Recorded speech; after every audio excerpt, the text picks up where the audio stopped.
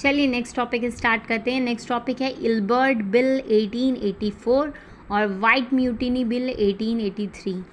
अब ये बिल के बारे में जान करके आप लोगों को बहुत अच्छा भी लगेगा और थोड़ा सा बुरा भी लगेगा।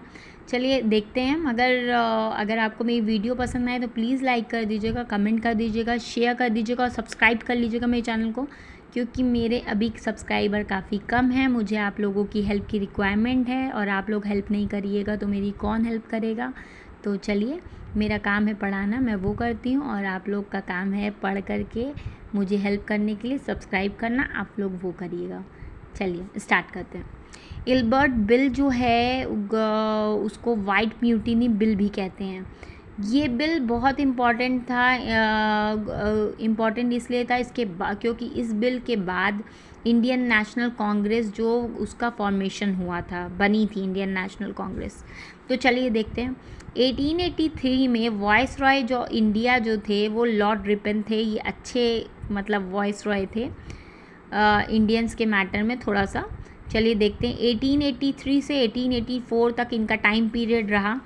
लॉर्ड रिपन जो हैं उसमें उनके एग्जीक्यूटिव काउंसिल में सीपी इल्बर्ट नाम के लॉ से रिलेटेड, आपको मैंने बताया 1861 के उसमें कि भाई जो इल्बर्ट बिल जो था इसमें इन्होंने एक लॉ मेंबर थे, उनका नाम सीपी इल्बर्ट था।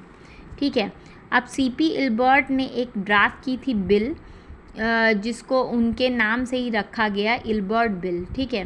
इल्बर्ट बिल जब इंट्रोड्यूस हुई थी इंडिया में तो इसको हाईली क्रिटिसाइज़ किया गया था इंडियंस के नहीं द्वारा। भाई इंडियंस के तो फ़ायदे की बिल थी ये, मगर इसको क्रिटिसाइज़ किया था ब्रिटिश जो इंडिया में रह रहे थे और जो ब्रिटेन में रह रहे थे।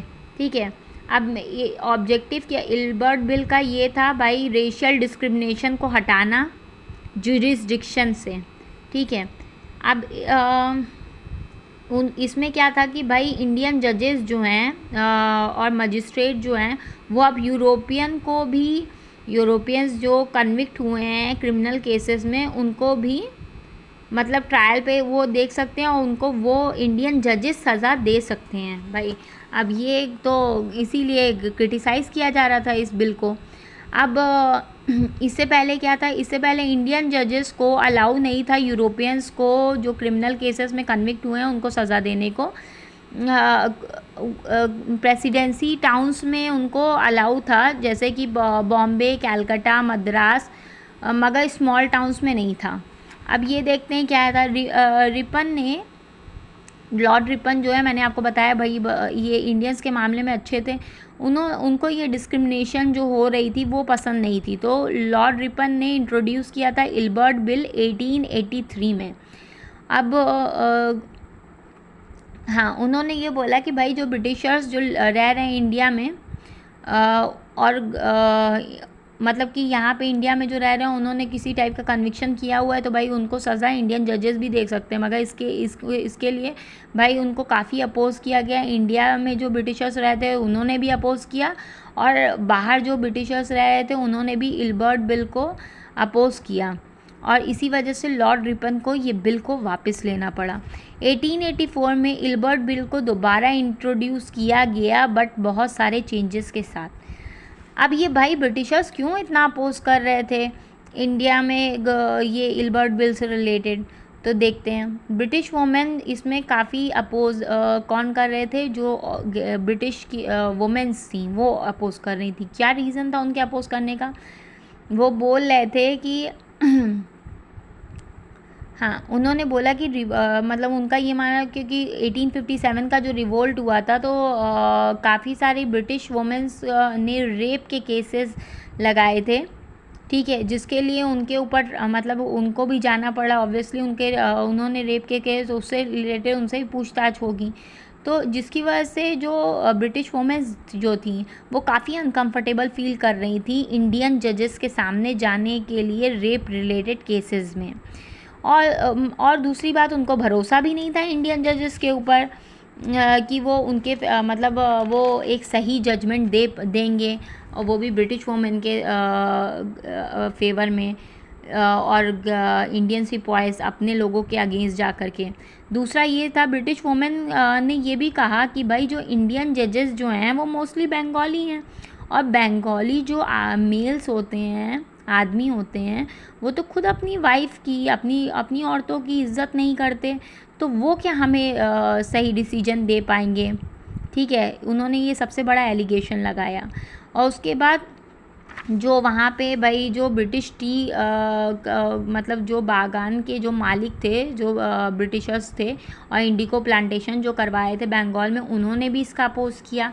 रीज़न उसके अपोज़ करने का मैं आपको बता देती हूँ। रीज़न ये था कि भाई जब वो काफ़ी बुरे तरीके से वहाँ के वर्कर्स को ट्रीट करते थे, उनको वेजेस कम देते थे, उनसे लॉन्ग टाइम वर्किंग आवर्स लेते थे, और इसके खिलाफ़ अगर जा कर के कोई बंदा बोल भी देता था उल्टा, मतलब कि जा कर के उनकी कंप्लेंट भी कर देता था कोर्ट में या कुछ, तो फिर भाई वहाँ पे तो ब्रिटिश जजेस बैठे हुए हैं, और इंडियन जजेस को तो उनके खिलाफ़ कोई राइट नहीं था उनका ट्रायल लेने का या उनको सज़ा देने का। तो भाई ब्रिटिश जजेस जो थे उनसे सेटिंग कर लेते थे और वो अपने आप को छुड़ा लेते थे। तो इसलिए जब इंडियन जजेस बैठ जाएंगे तो उनको इस बात का यकीन नहीं था कि भाई वो सेटिंग करेगा कि नहीं करेगा, और फिर वो मुझे सज़ा दे देगा। तो इस बात से उन लोग भी अपोज़ कर रहे थे, और उसके बाद जिसकी वजह से काफ़ी सारा प्रेशर बन गया था लॉर्ड रिपन के ऊपर। और हाँ, और इसकी वजह से चेंज करना पड़ा बिल, मगर इंडियंस जो थे हमारे वो ऑब्ज़र्व कर रहे थे साइड से बैठ के। 1884 में इल्बर्ट बिल को दोबारा वापस लाया गया, मगर बहुत सारे चेंजेस के साथ इल्बर्ट बिल को दोबारा इंट्रोड्यूस किया गया। अब इल्बर्ट बिल को जो इंट्रोड्यूस किया गया उसको नए नाम से इंट्रोड्यूस किया गया। नया नाम क्या था? Criminal procedure code amendment act 1884। अब इस नए बिल में क्या था कि इंडियन जजेस को क्या जो भी, अगर मान लो यूरोपियन को कोई भी केसेस में वो हैंडल कर रहे होंगे, उसमें 50% जब वो देख रहे होंगे उसको सज़ा देने के लिए कोई इंडियन जजेस अगर बैठेगा, तो उसमें 50% जो है वो यूरोपियन जजेस भी होगा। मतलब एक इंडियन है तो 50% मेजॉरिटी जो है वो एक यूरोपियन की भी होगी, एक यूरोपियन जज भी बैठेगा। ये यूरोपियन के केस में था। अब ब्रिटिश कम्युनिटी इस बात से बहुत खुश हो गई, क्योंकि भाई उनकी सरकार चल रही तो उनका ही बंदा बैठेगा, जैसे आज हाल है। तो भाई यही बात थी। अब एजुकेटेड इंडियन जो थे, जो बैठ से साइड से ऑब्ज़र्व कर रहे थे, जिनको ये यकीन था भाई ब्रिटिश हम लोगों के लिए अच्छे के लिए काम कर रही, रेशियल इक्वालिटी लेके आएगी, उनका भरोसा अब उठ गया था। उनको लगा कि अब ये रेशियल इक्वालिटी के बारे में सोचना, वो भी ब्रिटिशर्स के से उम्मीद करना, ये वेस्ट है एक टाइप का। ब्रिटिश गवर्नमेंट कभी भी ख़त्म नहीं करेगी रेशियल डिस्क्रिमिनेशन को, और इसकी वजह से एजुकेटेड इंडियंस ने मिल करके 1885 में इंडियन नेशनल कांग्रेस को बनाया था। यही था। अगर आपको वीडियो पसंद आई हो तो आप प्लीज़ लाइक कर दीजिएगा, कमेंट कर दीजिएगा, शेयर कर दीजिएगा, और प्लीज़ सब्सक्राइब कर लीजिएगा मेरे चैनल को। अभी मेरे सिर्फ 12-14 सब्सक्राइबर हैं। Thank you so much.